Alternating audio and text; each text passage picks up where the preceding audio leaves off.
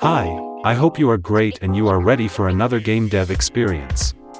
Today we will do the first rough blockout. We will show that even with a few pieces you can do quite a lot. I hope you will like this episode. If so, please give me a subscribe. In this part we will need a spline tool. You have a link to the one ready in the description. We have a freshly opened scene as a preset. I am using a third-person example. Also deleted an unnecessary playground and kept only the floor.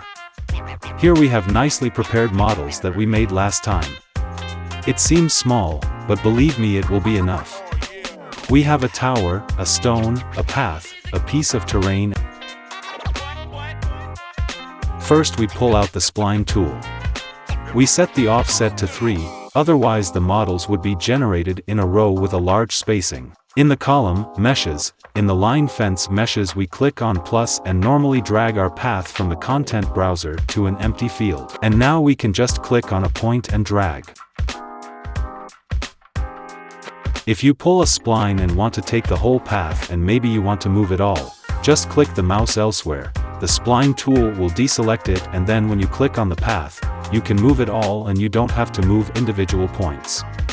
You can also add new segments. Just click on any point and press the left Alt to drag. You will automatically create a segment that will follow up beautifully. Let's create some path with nice curves. In general, SCurve for a path is the first small step to success.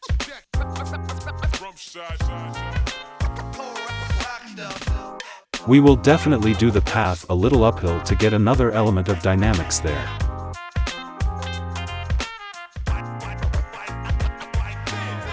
I will definitely put the tower on top of the hill. I add stairs in front of the tower just for feeling. This is how your SCurve could look like. And we can start experimenting with our pieces of terrain and stones. Don't be afraid to use the scale as you think, but I wouldn't overdo it. And I immediately create a basic composition of stones. Maybe you will play with it for a while, but that's what looking for the right shapes.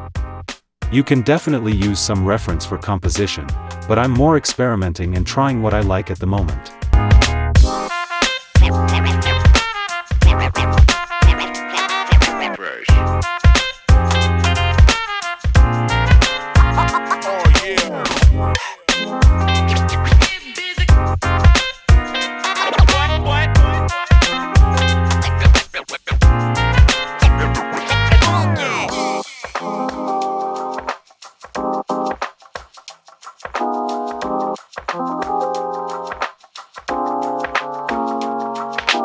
There is definitely no need to compose new compositions over and over again. If you do something you like, definitely use it again and just adjust it a bit.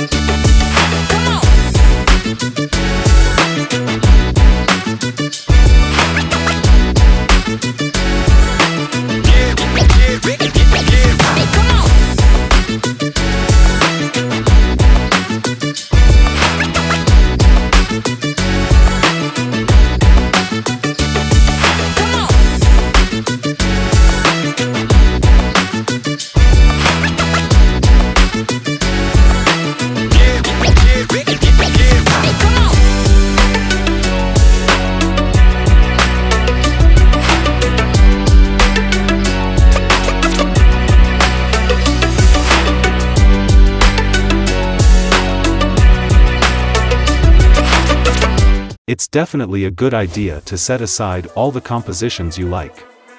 If you do something that makes you feel good, simply click on all the objects that are in the given composition and press the left Ctrl+G and it create a group for you, which you simply copy and put aside somewhere. We will also use the landscape tool.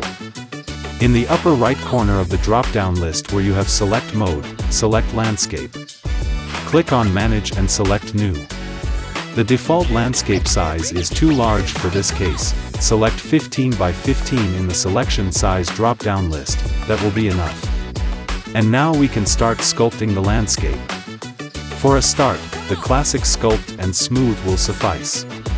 And now all that remains is to do some nice natural terrain.